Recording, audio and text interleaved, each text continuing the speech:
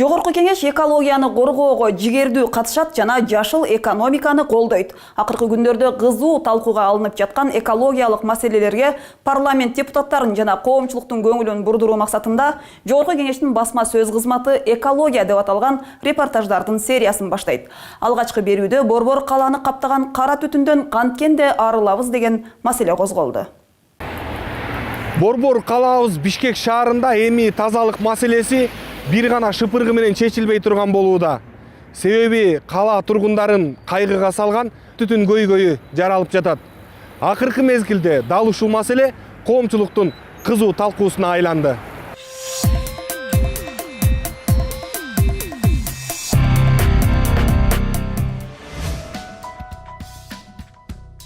Менин оюмча биз жакшы изилдөөнү кылыш керекпиз да, себеби ар кандай ойлор азыр айтылып жатат да. Мисалы кээ бир айтып атышат, бул автоунаанын саны көбөйтүүнөн ушундай болуп калды, же кээ бир айтып атышат, жеке менчик үйлөр ал көмүрдү өрттөгөндөн кийин ушундай көп абага зыян терс нерселер чыгып атат деп ушуну айтып атышат да.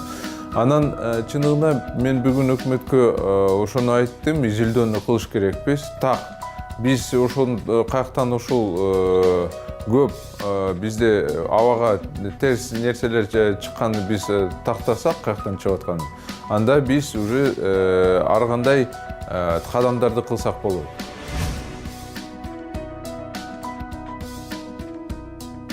Жеке менчик үйлөрдү, аларды же газга, же электр отопленияга биз өткөрүш керекпиз. Себеби ушундай кете берсе, анда эч жыйынтык болбойт. Экинчиден болсо, биз электромобилдерге көп жеңилдиктерди бериш керекпиз. Салыктан, каттоодон, ошол эле бензинди алсак, бензин менен жүргөн машиналарга, аларга кичине салыкты көтөрүп, себеби бул кичине популярдуу эмес кадам да, бирок аны кылыш керекпиз.